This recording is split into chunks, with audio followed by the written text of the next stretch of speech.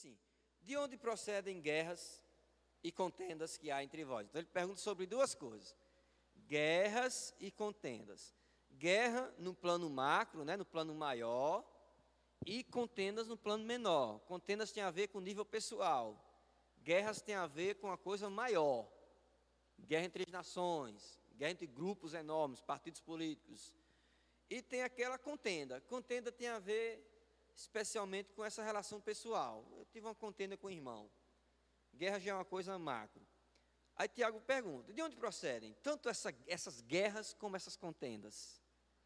De onde? Senão dos prazeres que militam na vossa carne. Qual é a origem das guerras? Qual é a origem das contendas?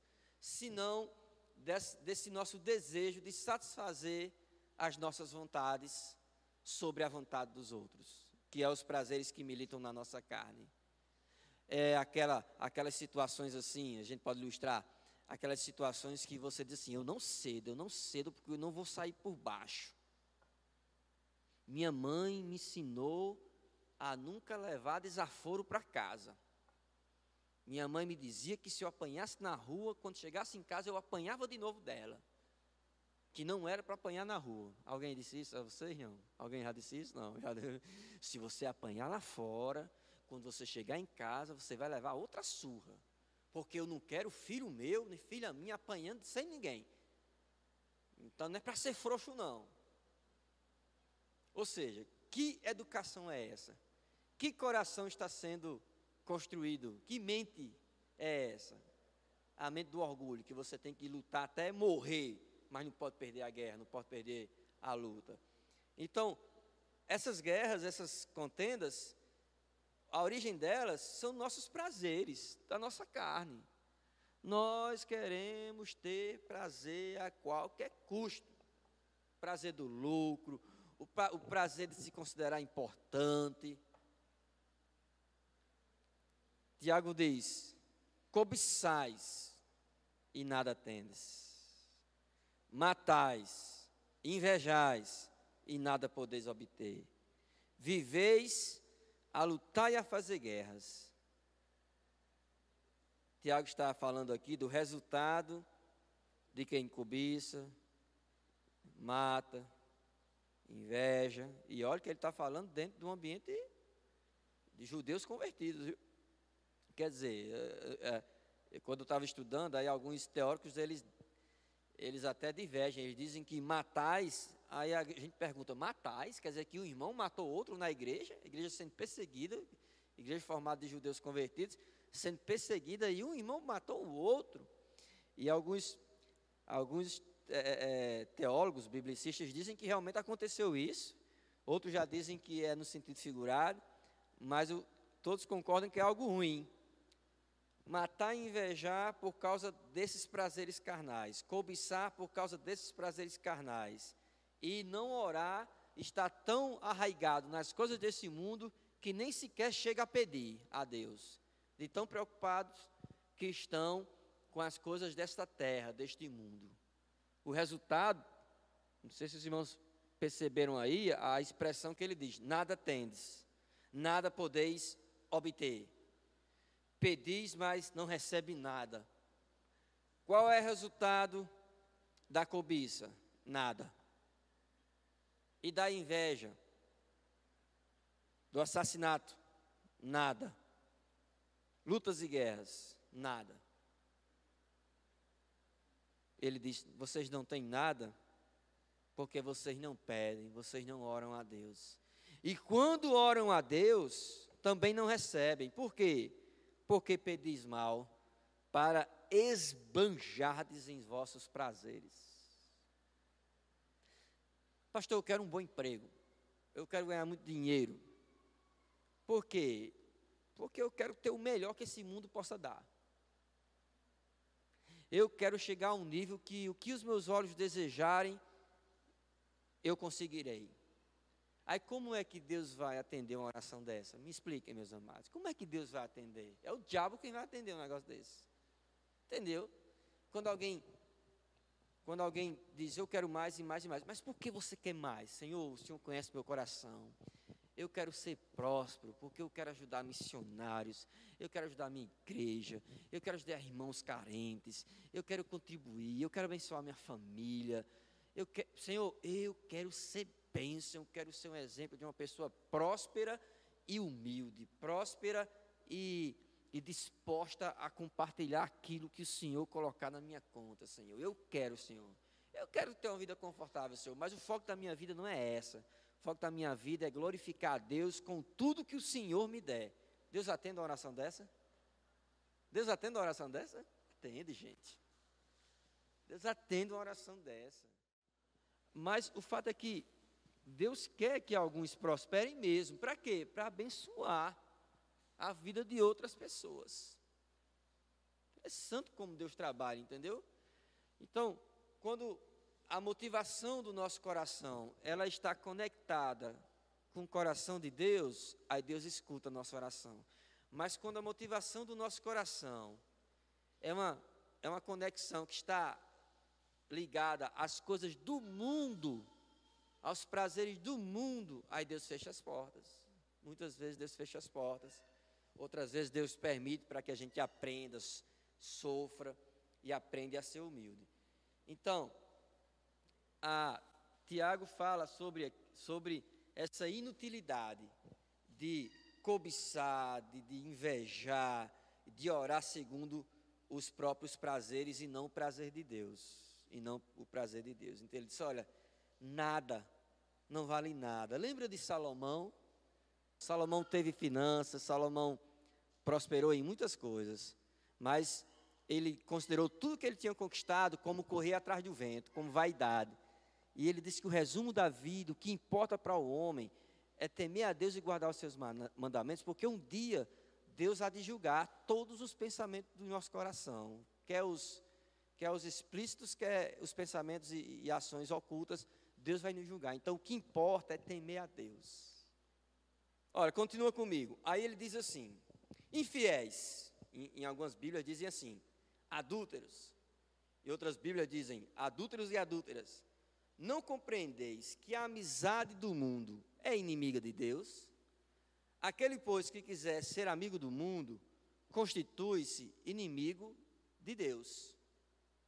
Infiéis, não compreendeis que a amizade do mundo é inimiga de Deus? Aquele que quiser ser amigo do mundo, constitui-se inimigo de Deus. Não há como ser um servo do Senhor, noiva do Senhor, e ser infiel a Ele, amando o mundo, estando arraigado nessas coisas do mundo, nos prazeres do mundo, nos objetivos do mundo. O nosso coração tem que viver nesse mundo, mas de maneira desapegada. Desapegada. Eu estou aqui, mas eu não sou daqui. Eu estou passando a temporada aqui, estou de aluguel, entendeu? Eu estou de aluguel nesse mundo.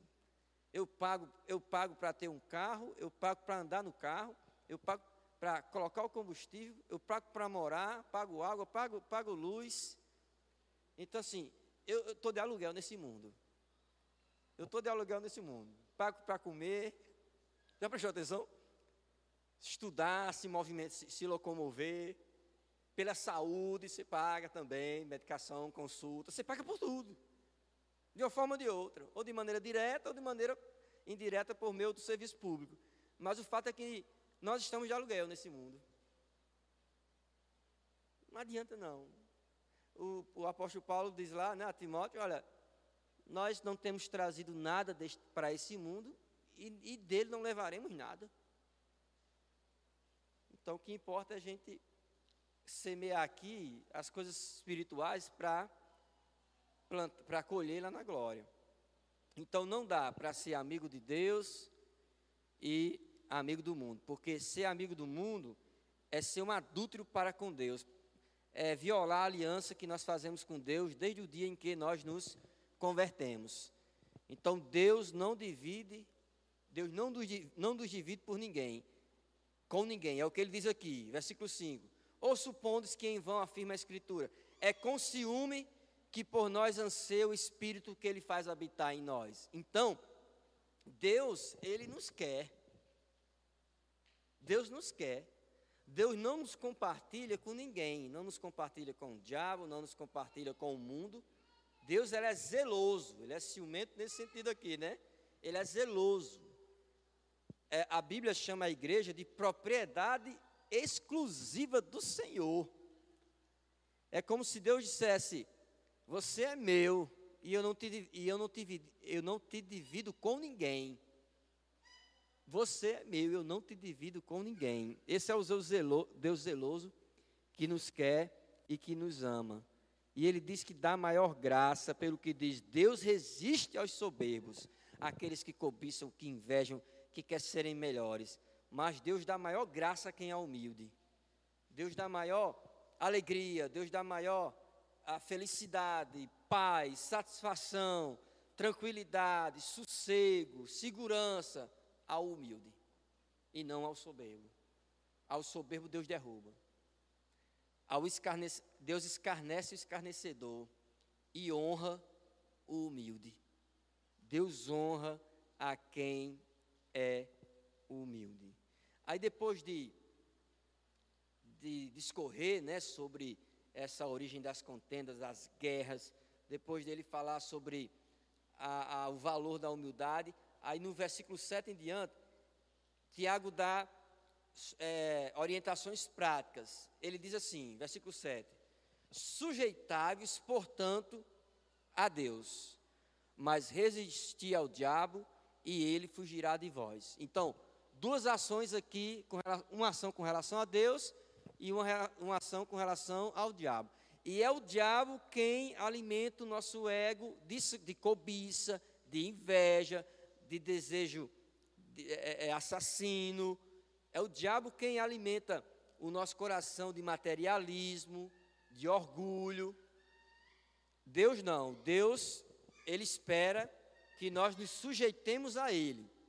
E o sujeitar-se aqui é a respeitar a autoridade do Senhor. Quem é o dono de nossa vida? É o Senhor Jesus Cristo. Então, se ele é o dono de nossa vida, vamos andar conforme as orientações, os ensinos, os princípios que ele deixou registrado na palavra de Deus. É sujeitar-se a Deus e não alimentar o seu próprio ego, mas sujeitar-se a Deus. E ao diabo você resiste.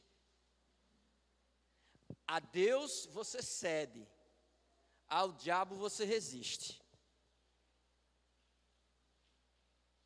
Você resiste com o escudo da fé, com a palavra de Deus, aos dardos inflamados do maligno.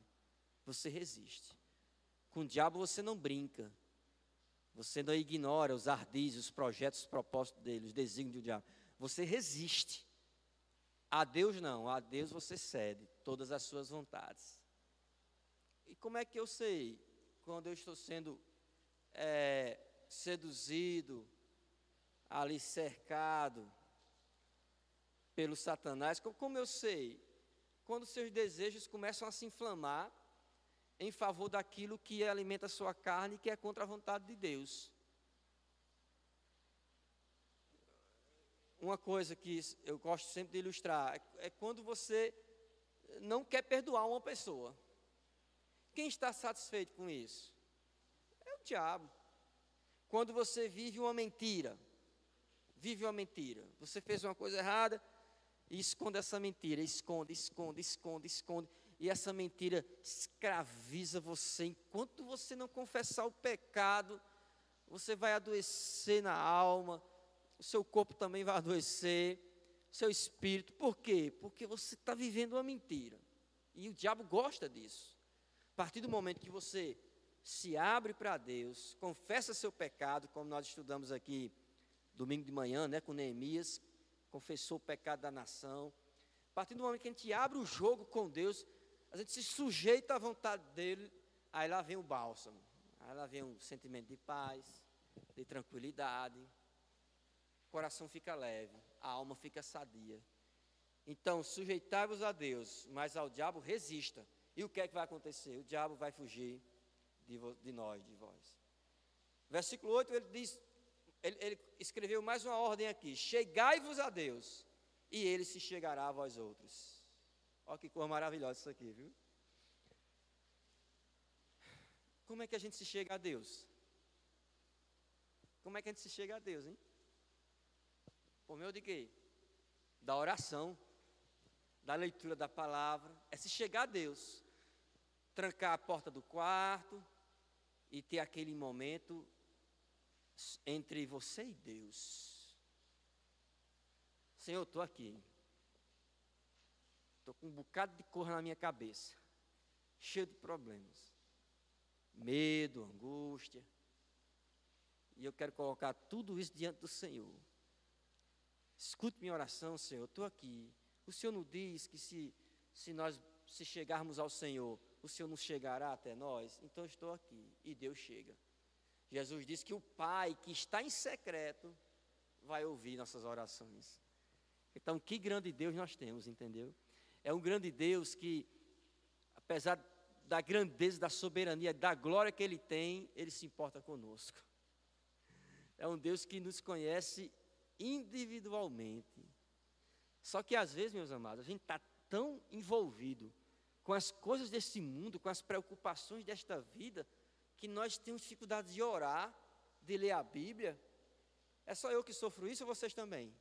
Às vezes a gente está tão preocupado com outras coisas que falta aquele tempo de, não, eu tenho que parar, peraí, eu tenho que parar. Aí fecho a porta, digo logo para a esposa, Mônica, segura as meninas aí, me dê meia hora. Não, eu vou orar e vou falar com Deus um pedacinho aqui, vou ler o texto. Deixa eu falar com Deus. Deixa eu me abrir perante Ele. Então Deus não é um Deus que nega, que expulsa, que rejeita ao homem que chega diante dele com o coração sincero, de maneira nenhuma. Eu sempre gosto de ilustrar essa relação entre Deus e o homem com aquele encontro do filho pródigo e o pai. O filho pródigo vem arrependido, todo quebrantado, e o pai também vai ao encontro. É uma ação mútua. O filho pródigo arrependido voltando, e o pai na expectativa que ele voltasse, indo em direção a ele. Aí abraça, dá um beijo no filho, coloca um anel, manda trazer as sandálias, celebrar com o cordeiro cevado, o bezerro cevado. Então, esse é o nosso Deus, é o Deus que ele caminha em nossa direção. Não é um Deus que a gente fica, cadê? Não, eu estou aqui. Vinde a mim, vós que estáis cansados e sobrecarregados, e eu vos aliviarei. Venham, chegai-vos a mim, e eu chegarei a vós outros, diz o Senhor. Ele continua, chegai-vos a Deus, e Ele se chegará a vós outros. Aí você pergunta, mas eu vou chegar a Deus de qualquer maneira? Eu vou voltar para a casa do meu pai, para a casa de meu pai como filho pródigo, de qualquer maneira? Não. Purificai as mãos, pecadores. E vós que tem duas almas, no original aqui, de ânimo dobre, né? Limpai o coração. Porque também não devemos chegar diante de Deus com sentimento de auto-engano, de hipocrisia, como se Deus, Ele nos recebesse de qualquer forma. Não. Deus espera que tenhamos uma atitude de quebrantamento, de arrependimento, quando nós buscarmos a Ele. Muita gente pega aquele texto, vinde como estais, e distorce. Venham de qualquer maneira, mas venham arrependidos. Venham quebrantados. Purifiquem suas mãos. As mãos aqui é ações, purifiquem seus atos, suas intenções. Vocês que são de ânimo dobre, que têm duas almas, que uma hora diz que teme, outra hora nega a Deus com as ações, e ele vai aprofundando o sentimento que devemos ter quando estamos em pecado e queremos nos aproximar com Deus. Ele, versículo 9, ele diz, afligi-vos, lamentai e chorai, converta-se o vosso riso em pranto e a vossa alegria em tristeza. Tem uma música, que eu não gosto muito dela não, que diz que diante de ti dá vontade de pular, dá vontade de correr, dá vontade de gritar. Aí quando eu penso assim, eu diante de Deus, dá vontade de se ajoelhar, beijar os pés dele, me humilhar, agradecer também. Agora, claro, quando você também está em uma situação de pecado, não tem razão para alegria. Por isso que eu gosto de dizer, quando eu estou treinando os músicos da igreja, os ministros de louvor, olha, gente, nem todo culto, o sentimento que rola é a alegria. Porque se a igreja está em pecado, se a igreja está acovardada, não evangeliza, não tem um bom testemunho, o culto é para afligir-se, lamentar e chorar, pedir perdão a Deus. É o culto de quebrantamento. Dizer assim, Senhor, eu estou aqui para confessar meus pecados e pedir perdão. Nós temos o culto de oração, né? É o culto de quebrantamento. É aquele momento de dizer, estou aqui para me render mesmo, Senhor. Eu estou aqui para dizer que eu tenho feito coisas erradas e eu peço que o Senhor me conserte. Aí às vezes no culto a gente, vamos bater palma, vamos cantar com alegria, mas tem aquele irmão que ele não está com alegria no coração, porque ele está em pecado, e ele sabe disso, e ele é honesto, fica sentadinho, caladinho, porque ele não tem motivação para se alegrar por causa da vida dele. Enquanto o povo está vibrando, ele está ali orando, pedindo perdão a Deus, e pedindo para que Deus faça ele vencer algum erro, algum vício, enfim, alguma coisa que tenha atrapalhado a vida dele.